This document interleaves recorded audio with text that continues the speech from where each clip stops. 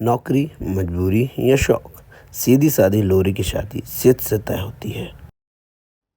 शादी के बाद तुम नौकरी करना चाहोगी? नहीं, नहीं, बिल्कुल नहीं।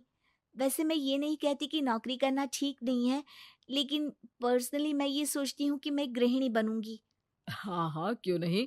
गृहिणी बनना भी आसान नहीं है। एक सफल परिवार चलाना किसी देश को चलाने जितना ही कठिन है। लोरी को जिद का साथ और बात दोनों ही पसंद आती है और कुछ दिन बाद दोनों की शादी हो जाती है। शादी के बाद ये क्या? सारा दिन किचन, कपड़े और चार दीवारों के आगे पीछे घूमती रहती है। जा बाहर निकल कर देख कितनी स्मार्ट लगती हैं वो औरतें जो नौकरी करती है। हाँ, अच्छी तो लगती है सासू माँ, लेकिन मैं नौकरी नहीं कर सकती। मेरा मन घर के कामों में ही लगता है। अरे मेरी बेटी तो कमाती है, अपने को फिट भी रखती है और सास को भी खूब शॉपिंग करवाती है। अच्छी बात है ना सासू माँ, मैं तो जो है उसी में संतोष मान लेती हूँ। बरकत होनी होगी तो इसी में भी हो जाएगी। ये बोल के लोरी चली जाती है। एक दिन सास की सहेली घर पे आती है, जहाँ लोरी उन्हें चाय के साथ बहुत सारे पकवान बना के खिलाती है। अरे वाह, तेरी बहू तो बहुत गुणी है। कितना सब बना कर ले आई। मेरी वाली तो ऑफिस से आकर 2 रोटी ही सेक दे तो समझो एहसान कर दिया। अरे ऐसा ना बोल। तेरे घर में 2 कार, 4 मंजिला मकान और तेरे लिए जो वो अपने पैसे से साड़ी लाती है वो भी तो कितनी कीमती होती है। अरे मेरी वाली तो बस सारा दिन इन्हीं 2 कमरों को ताजमहल बनाने में लगी रहती है। सहेली चली जाती है। एक दिन लोरी को एक खूबसूरत सी बेटी होती है। अरे क्या सारा दिन उस बच्चे में लगी रहती है? माँ, मुझे ना 1 मिनट भी छोड़ने का मन नहीं करता। देखिए ना, कितनी प्यारी है। मैं ना इस हर पल को एंजॉय करना चाहती हूँ। अरे हाँ, हाँ, हमने भी बच्चे पाले हैं। हम भी जानते हैं कि कितने प्यारे होते हैं और अपने बच्चे को बढ़ता हुआ देखना कितना अच्छा लगता है। लेकिन एक दिन अचानक और रोली, एक बहुत बड़ी घटना हो गई। एक शॉर्ट सर्किट से पूरी दुकान जल गई। ओह! अब? अब क्या कुछ समझ में नहीं आ रहा कि कैसे घर चलेगा।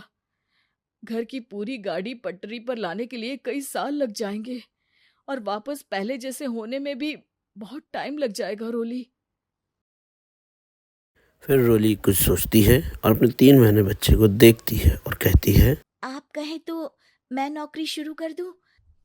माँ मुन्नी को देख लेगी, फिर शाम को तो मैं घर आ ही जाऊँगी। सिट कुछ कहता उससे पहले ही लोरी की सास वहाँ आ जाती है। अरे हाँ, हाँ, अब भी तुझे नौकरी करने के लिए पूछना होगा। अरे घर पर इतनी बड़ी विपदा आ गई है, तू है कि बच्चे का मुंह देख रही है। अरे क्या मुझ पर भरोसा नहीं है? अरे नहीं, नहीं माँ जी, ऐसा क्यों बोल रही हैं आप? सिट से पूछकर अपने 3 महीने की बच्ची रोली अपनी सास के पास छोड़ के ऑफिस चली जाती है। एक दिन ऑफिस से शाम को लौटने के बाद अरे सारा दिन इसने तो चैन नहीं लेने दिया, बस गोदी में ले लेकर घूमती रही। हाथ दर्द हो रहा है। बहू को बहुत बुरा लगता है, लेकिन जब वो घर की हालत देखती है तो चुप हो जाती है। एक दिन ऑफिस में सहेली कहती है, अरे रोली, तेरी तो बच्ची छोटी है ना, कैसे मैनेज करती है? कैसे मतलब? घर पर रहती है वो अपनी दादी के साथ। ओ यार, कितनी अच्छी है तेरी सास। मेरी सास को जब पता चला कि मैं नौकरी ज्वाइन करने की सोच रही हूँ, वो तो सीधे अमेरिका चली गई मेरी ननद के पास। अच्छा, फिर तू कैसे मैनेज करती है? अरे मैंने तो फुल टाइम मेड रख ली है।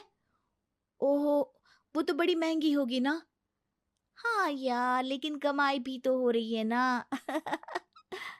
यार, मैं तो कभी अपना बच्चा इनके मम्मी पापा के पास ना छोड़ू। प्यार दुलार में खराब कर देते हैं ये दादा दादी बच्चे को। नहीं, नहीं, मुझे अपनी सास पर पूरा विश्वास है। जो मेरे पति को इतनी अच्छी शिक्षा के साथ बड़ा कर सकती हैं, वो मेरी बच्ची को कभी नहीं बिगाड़ेगी। रोली की सोच से उलट पड़ोसी के बीच जब रोली के साथ बच्ची को हाथ में पकड़ा देखती अरे क्या बताऊं, सारा दिन बहू बाहर रहती है। पहले अपने बच्चे पालो, फिर बच्चों के बच्चे। अरे अपना जीवन तो कुछ रहा ही नहीं। अरे नहाने भी जाती हूं ना तो इसे साथ रखती हूँ। कल को कहीं गिर गई या चोट लग गई तो बहू तो हमारी खाल उखाड़ लेगी ना। अरे ऐसा भी क्या डरना बहू से, नौकरी थोड़ी की है उसकी। अब क्या बताऊं, पढ़ी लिखी लड़कियां हैं आजकल की। चलो चलती हूँ, सब्जी बनाने का वक्त हो गया है। बच्चे आएंगे तो खाना तो बना मिले। सास ये बोल के वहाँ से चली जाती है। तभी रोली घर वापस आती है और पड़ोसियों को बाहर देखकर नमस्ते आंटी जी, कैसी हैं आप? अरे बहुत अच्छी हूँ, लेकिन तेरी किस्मत तो सबसे अच्छी है। क्या सास पाई है, मोती दान किए होंगे तूने। तेरा बच्चा भी देखती है, खाना भी बनाती है। बेचारी बहुत काम करती है तेरी सास। हाँ आंटी, सही बोल रही हैं आप। अब ऑफिस भी दूर है तो आने जाने में वक्त चला जाता है। खैर चलती हूँ। हाँ हाँ बेटा जाओ, गर्मा गर्म खाना खाओ। रोली घर आती है, जहाँ सास एक बार फिर छोटी सी मुन्नी की शरारतें गिनाने में लग जाती है।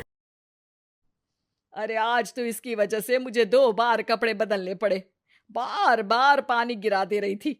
दोपहर में थोड़ा सोचा कि आराम कर लूं तो दूध के लिए रोने लगी। हाय, मैं तो परेशान ही हो गई। रोली को सास की बात अब कुछ ठीक नहीं लगती है। तब भी वो कपड़े बदल के तुरंत किचन में रोटी बनाने चली जाती है। सारा महीना काम करने के बाद जब रोली को सैलरी मिलती है तो सैलरी पूरी लेके सास के पास चली जाती है। माँ जी, ये मेरी सैलरी। आपने हर कदम में इस घर का साथ दिया। मैं नौकरी करने के पक्ष में नहीं थी। मैं तो अपने बच्चे को बढ़ता देखना चाहती थी। मैं थोड़े में भी खुशी थी। कभी मैंने आपको किचन में पैर नहीं रखने दिया था। घर की मुसीबत नहीं आती तो मैं कभी इन जिम्मेदारियों को आप पर पड़ने नहीं देती। अब सास समझ चुकी थी उसकी गलती कहाँ है। हाथ में पैसे लेकर वो कहती है, मैं पढ़ी लिखी नहीं थी तो पति ने भी कभी पैसे हाथ में नहीं रखे। बेटे ने भी गल्ला संभाला, लेकिन तूने मुझे समझा। ये मेरा सम्मान है कि एक बहू होकर तूने पूरी सैलरी मेरे हाथ में रखी बेटा।